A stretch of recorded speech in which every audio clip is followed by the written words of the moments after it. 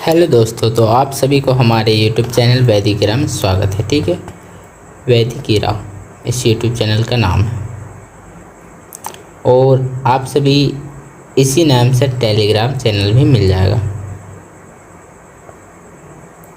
ठीक है, YouTube channel और टेलीग्राम चैनल दोनों यही से मिल जाएगा। ठीक है, वैदिक राह नाम से।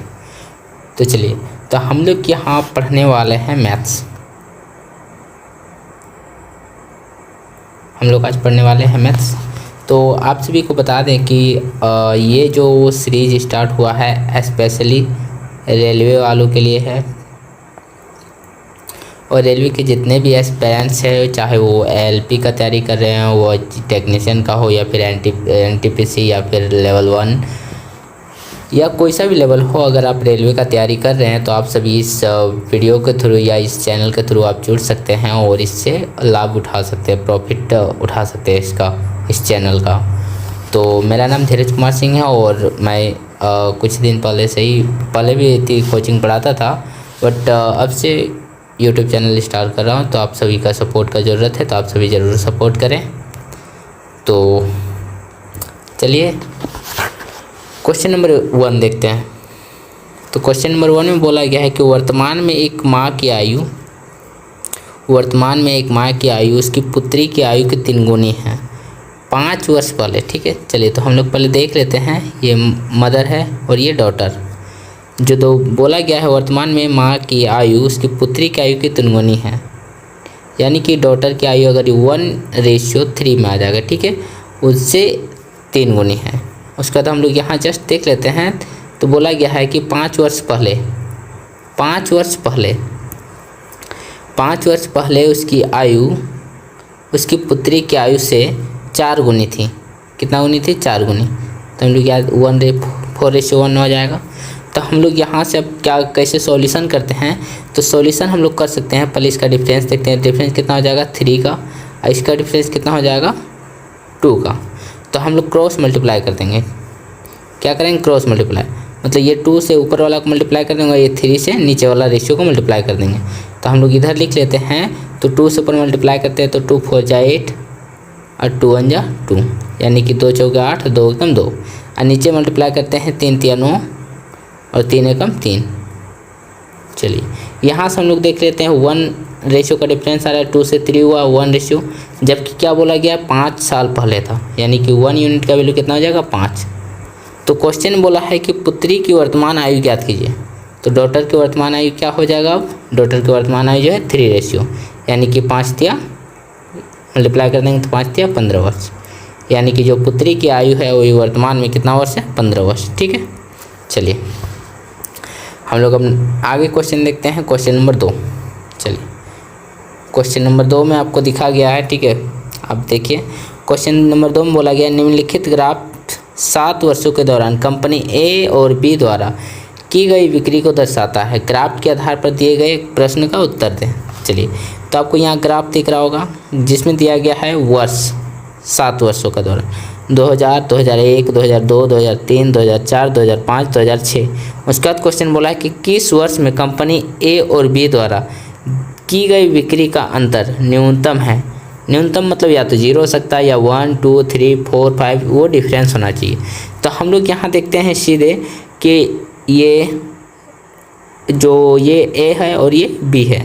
तो हम लोग यहाँ देखते हैं डिफरेंस सबसे कम कहाँ है। अगर यहाँ 2000 में देखें तो 40 और 20 का डिफरेंस 20 आएगा।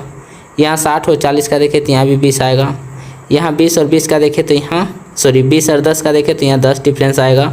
यहाँ 80 और 70 का देखें तो यहाँ भी 10 डिफरेंस आएगा। यहाँ 50 40 देखें तो यहाँ भी 10 का आएगा।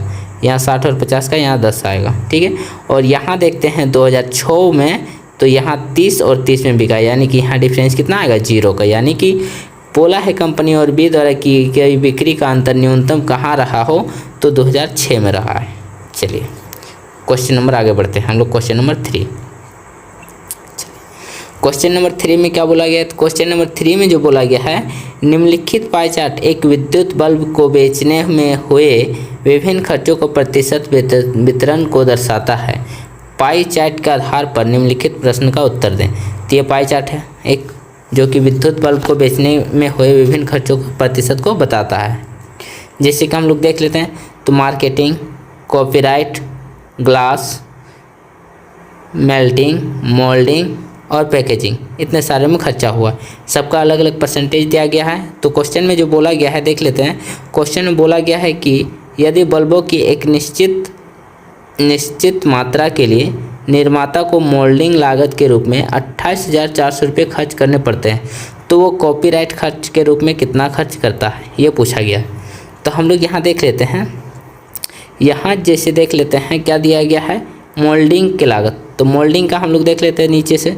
तो मोल्डिंग ये है आपका, यहाँ दिख रहा होगा मोल्डिंग। तो मोल्डिंग का ये कलर है।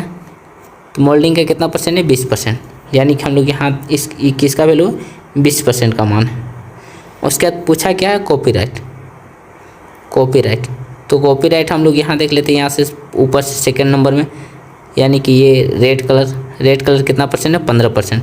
तो ये 20% का मान है, तो हम लोग 15% का निकाल देंगे तो कितना हो जाएगा, तो 5 तिया 15, 5 चौके 20, 4 से इसको काटेंगे, 4 7 28, 4 एकम 4 और 0 0, तो 3 एकम 3 और 3 7 21, यानी कि 21,300 रुपया।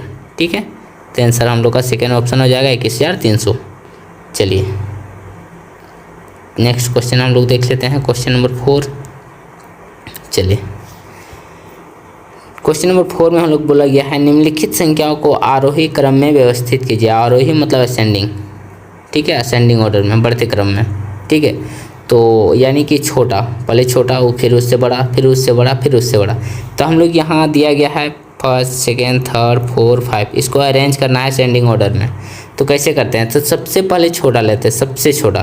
तो सबसे छोटा हम लोग को क्या दिख रहा है, ये आ जाएगा 1, फिर इससे बड़ा जाएगा, तो इससे बड़ा ये आ जाएगा 4, फिर इससे बड़ा जाएगा, तो इससे बड़ा कौन वाला आ जाएगा, तो आपको आ जाएगा ऑप्शन 3 नहीं, 3 नंबर। फिर इससे बड़ा देखते हैं तो हम लोग का आ जाएगा 5, फिर इससे बड़ा देखते हैं तो 2। तो हम लोग 1 4 3 5 2, 1 4 3 5 2, ऑप्शन नंबर 3। ठीक है, चलिए नेक्स्ट क्वेश्चन आगे बढ़ते हैं, क्वेश्चन नंबर 5। क्वेश्चन नंबर 5 पढ़ते हैं, एक वस्तु को 390 रुपये के विक्रय मूल्य पर बेचने पर, विक्रय मूल्य मतलब सेलिंग प्राइस पर बेचता है, कितना, 390 का सेलिंग प्राइस में बेचता है, तो 20% का लाभ प्राप्त होता है। तो उस वस्तु का क्रय मूल्य ज्ञात कीजिए। या तो हम लोग इसको कर सकते हैं डायरेक्टली, 390 जो है वो 120 का मान है, तो हम लोग 100 का मान निकालना। चलिए, तो यहाँ से हम लोग कर सकते हैं 20 2500, 20 6 120, 6 से इसको काटेंगे तो 6 6 36 और 6 5 30, 65 गुना 5 करेंगे तो 325। ठीक है, 5 5 25, 5 36 और 2 32।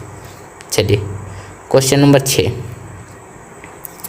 क्वेश्चन नंबर 6 में क्या दिया हुआ है, तो क्वेश्चन नंबर 6 में दिया हुआ है, साधारण ब्याज की कितने प्रतिशत वार्षिक दर पर एक धनराशि 5 वर्षों में मूल राशि के 8/5 के बराबर हो जाती है। कितना वर्ष में, 5 वर्ष में। कितना वार्षिक किस्त, मतलब वार्षिक परसेंटेज कितना है, रेट ऑफ इंटरेस्ट वार्षिक। तो हम लोग देखते हैं 8/5 यानी कि कितना इंटरेस्ट मिल रहा है, 5 में 3 मिल रहा है, किसमें, 5 में। कितना परसेंट इंटरेस्ट मिल रहा है, 100%। ठीक, कैलकुलेट करें तो ये आपको यहाँ मिलेगा। इसको देखते हैं तो 5 से 20, 2500, 20 या 60% उसको मिल रहा है 5 साल में। 5 साल में 60%, तो 5 से डिवाइड कर देंगे तो 1 साल का मिल जाएगा, यानी कि 12%। तो रेट ऑफ इंटरेस्ट प्रत्येक साल का कितना है, 12%। ठीक है, ऑप्शन नंबर 4। चलिए क्वेश्चन नंबर 7। ठीक है, क्वेश्चन नंबर 7 में बोला है, एक बिजली के खंभे का उन्नयन कोण 30 डिग्री से बढ़कर 60 डिग्री हो जाता है जब इसे देखने वाला व्यक्ति अपनी आरंभिक स्थिति से 30 मीटर खंभे की ओर बढ़ता है। उस बिजली के खंभे की ऊंचाई ज्ञात कीजिए। चलिए, तो हम लोग पहले बनाते हैं। ये हो गया आपका बिजली का खंभा, ये यहाँ से कितना दूर में है। उसके बाद हम लोग यहाँ से ये देखते हैं तो ये 30 डिग्री का होता है, कितना, 30 डिग्री पहले। लेकिन जब ये यहाँ से खंभे की ओर बढ़ता है कितना, 30 मीटर,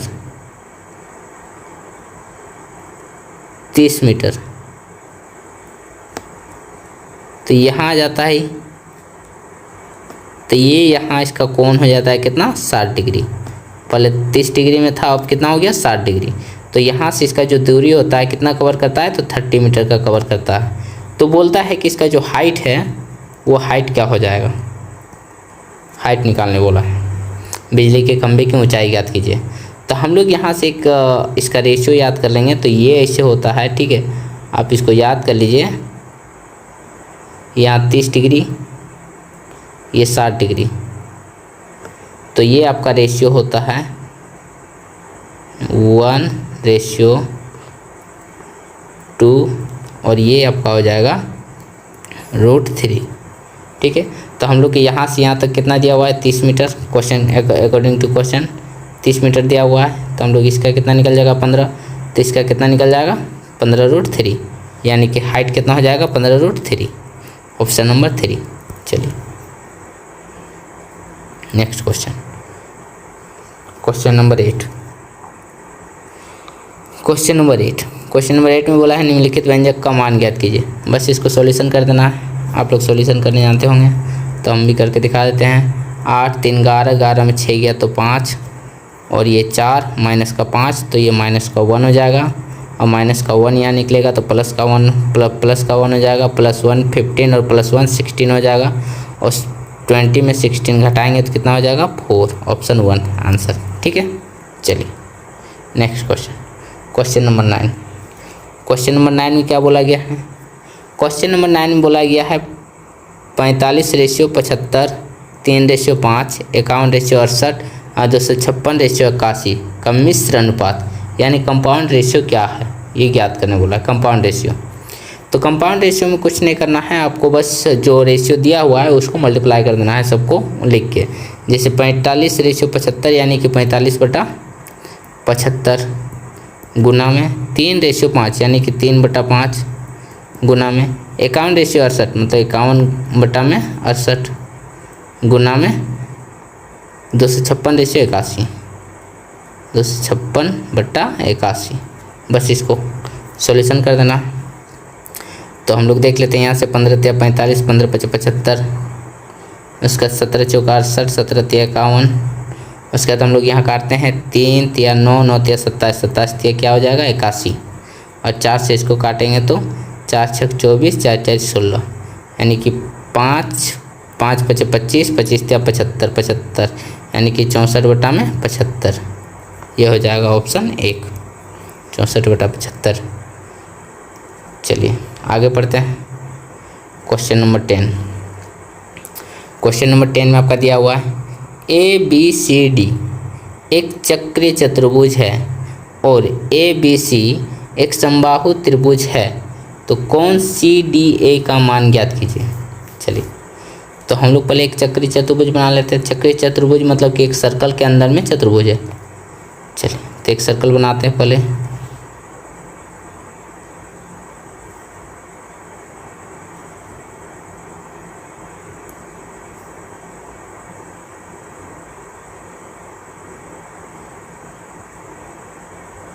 ठीक है, क्वेश्चन हम लोग का किधर चला गया भाई,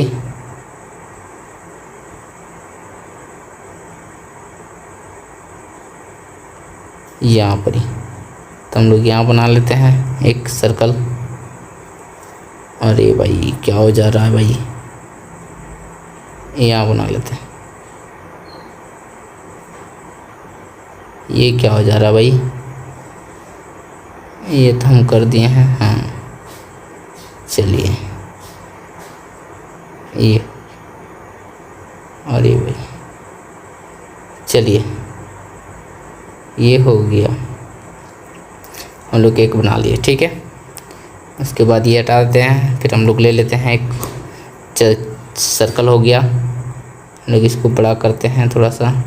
ये हो गया, इसके अंदर में एक क्या है चतुर्भुज, ये है जो कि बोला है कि जो ABCD ये है।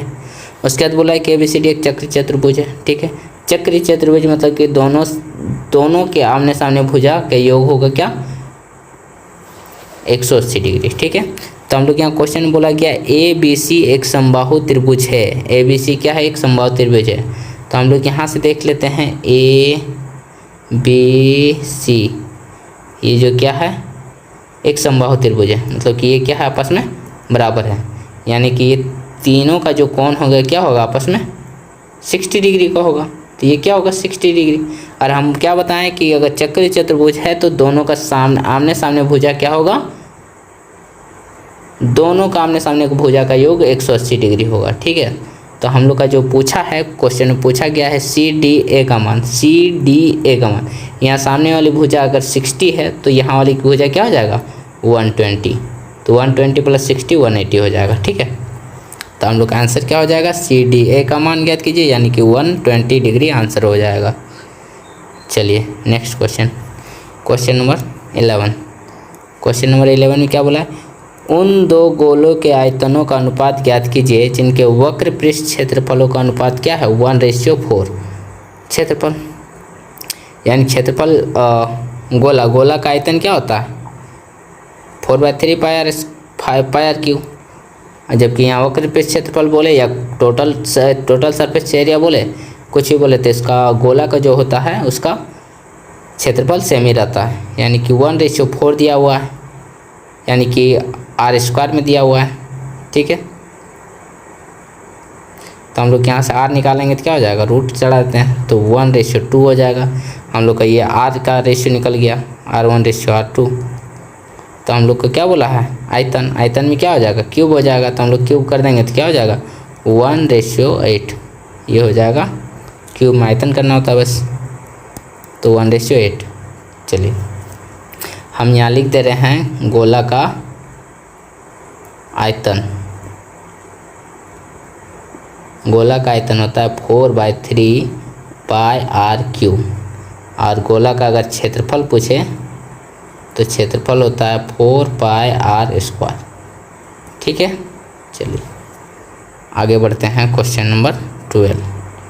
क्वेश्चन नंबर 12 में बोला है x + 1/x = 2, then x² + 1/x² का मान ज्ञात कीजिए। तो ये बहुत ही सरल है, आप सबको भी आता होगा, बस क्या करना है, इसके स्क्वायर करके 2 घटा देना है। जैसे कि हम लोग जानते हैं x + 1/x = अगर k रहता है तो हम लोग यहाँ से x² + 1/x² करते हैं, तो बस कुछ नहीं करते हैं, k² - 2 करते हैं। अगर वही x - 1/x रहता है और इसके = k है, और हम लोग यहाँ से चाहते हैं x² + 1/x², तो हम लोग यहाँ करते हैं k² + 2।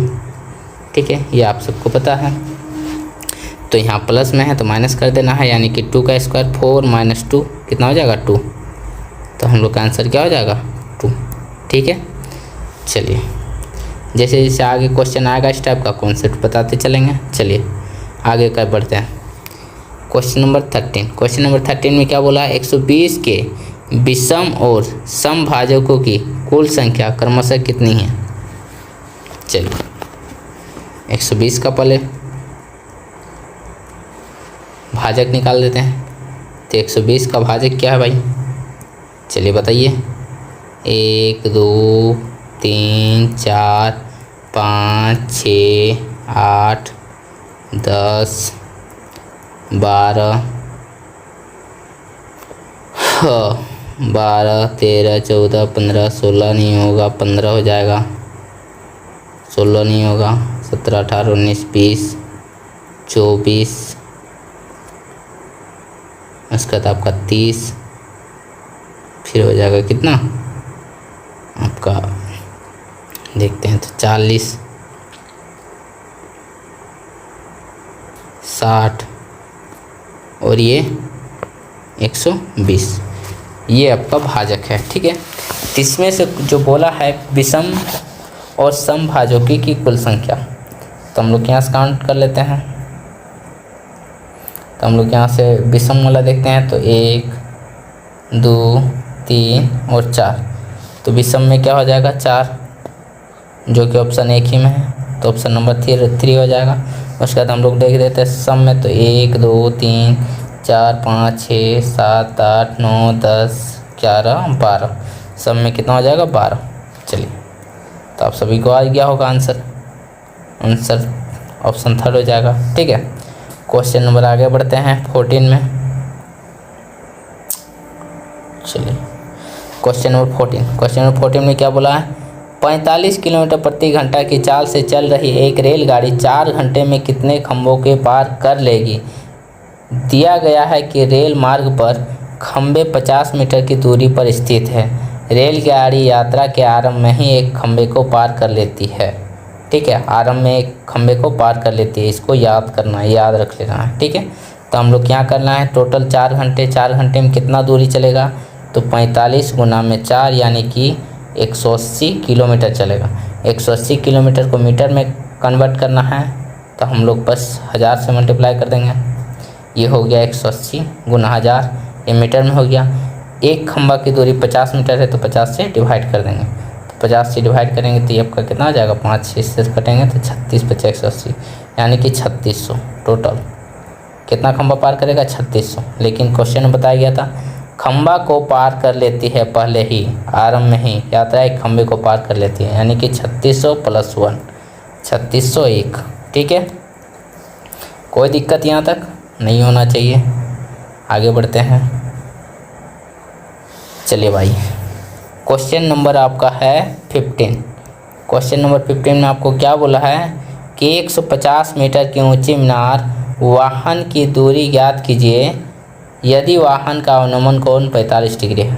तो सरल सी बात है, ये आपका हो गया मीनार है, ऊंची मीनार 150 मीटर, इसकी दूरी आपको ज्ञात करना है।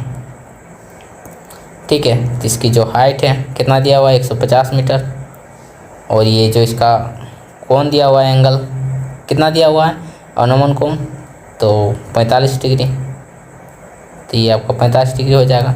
45 डिग्री दोनों तरफ, यानी कि ये जो डिस्टेंस होगा यही डिस्टेंस ये भी होगा, यानी कि 150 मीटर इसका हाइट है, तो इसका जो डिस्टेंस हो जाएगा कितना हो जाएगा, 150 मीटर। नॉर्मल सी बात है, ये सभी को आता है तो आपको भी आता होगा। चलिए बहुत बढ़िया, बस कंटिन्यू लगे रहिए। Next question, question number 16। Question number 16 में क्या बोला, एक चुनाव में एक उम्मीदवार जिसने 37% मत प्राप्त किए और विजयी उम्मीदवार से 5,20,000 मतों के अंतर से हारा। इस चुनाव में दोनों उम्मीदवारों को डाले गए मतों की कुल संख्या ज्ञात कीजिए। तो अगर पहला जो हारा है उसको मिला है 37%, तो अगला को कितना मिला होगा, 63%, तो टोटल कितना हो जाना चाहिए, 100% होगा। तो इसका जो डिफरेंस है वो आपका कितना हो जाएगा, तो इसका जो डिफरेंस हो जाएगा 13 में 7 गया तो 6, 5 में 3 गया तो 2, 26%, जो कि 26% का ही मान कितना दिया हुआ है, 5,20,000, 5,20,000।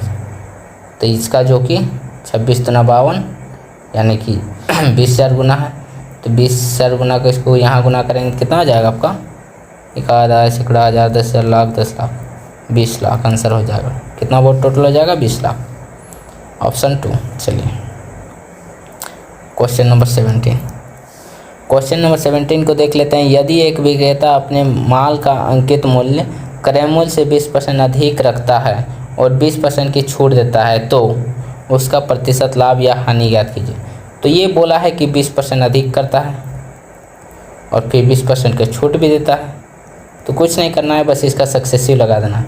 सक्सेसिव कैसे लगाते हैं, तो 20% -20, माइनस प्लस को गुना करेंगे तो प्लस यहाँ होगा, तो हम लोग करेंगे तो 20 गुना में -20 बटा में 100।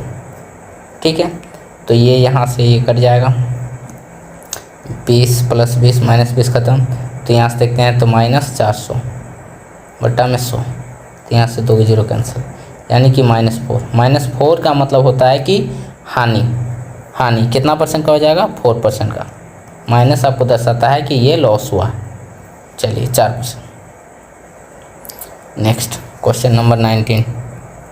क्वेश्चन नंबर 19 में हम लोग क्या देख रहे हैं, तो चलिए देखें। जॉन, जॉनी और जनार्दन खेत में किसी कार्य को क्रमशः 6, 12, 24 दिनों में पूरा करते हुए एक साथ मिलकर उसी कार्य को कितना दिनों में पूरा करते हैं। तो हम लोग यहाँ से टोटल कार्य कैसे निकालते हैं, तो आप सभी पढ़े होंगे कि टोटल कार्य हम लोग कैल्शियम करके निकालते हैं। तो इसका कैल्शियम कितना हो जाएगा, 24 यानी कि यहाँ से इसका रेशियो निकालेंगे तो 6 × 24, 12 × 24, 24 से कम 24, यानी ये 4 का रेशियोस करता है, 2 का रेशियोस, ये 1 का रेशियोस करता है।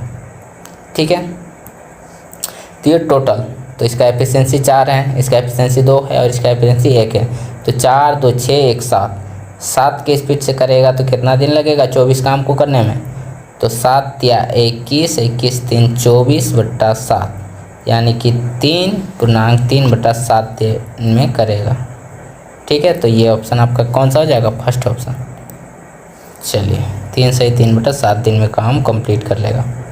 क्वेश्चन नंबर 20 क्वेश्चन नंबर 20 में दिया गया है 4 + √2 बट्टा में √2 + 1, इसको सॉल्यूशन करना है। तो इसको सॉल्यूशन कैसे करना है? तो बस 4 + √2 बट्टा में √2 + 1, इसका हर प्रमेयकरण करना है। हर प्रमेयकरण मतलब इसका साइन को चेंज करके मल्टीप्लाई कर देना है। √2 - 1 बटा में √2 - 1, इसको यहाँ से करते हैं तो ये प्लस माइनस में है, यानी कि √2 + 1 इंटू √2 - 1, ये हो जाएगा a - b a + b, तो हो जाता है क्या, जिससे कि हम लोग मल्टीप्लाई करते हैं a - b multiply a + b, इसको मल्टीप्लाई करते हैं तो इसका रिजल्ट आता है a² - b²।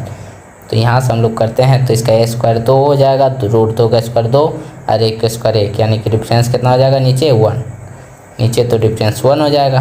तो हम लोग बस ऊपर का ही देख लेते हैं, तो ऊपर का मल्टीप्लाई करते हैं तो 4 √2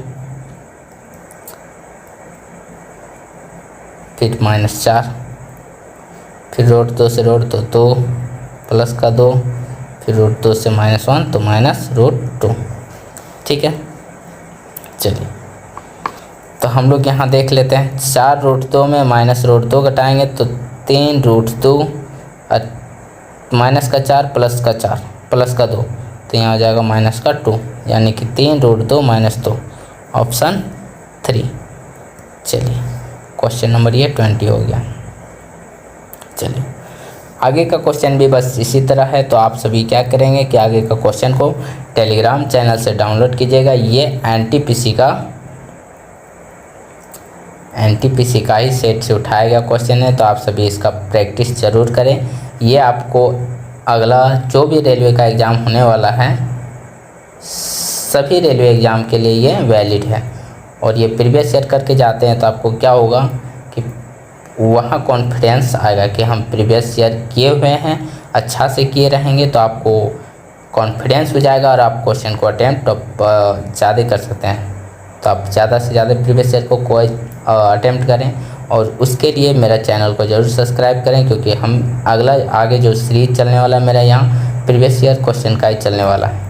तो आप ज़रूर से ज़रूर वीडियो का शेयर भी ज़्यादा करें, और आगे का जो क्वेश्चन बचा हुआ है लगभग 30 के आसपास होगा, 30 31 32 क्वेश्चन, तो आप सभी इसको डाउनलोड करके 33 क्वेश्चन डाउनलोड करके ज़रूर से ज़रूर देखें और आगे के क्वेश्चन को कंप्लीट बनाएं। चलिए यहाँ तक देखने के लिए थैंक यू।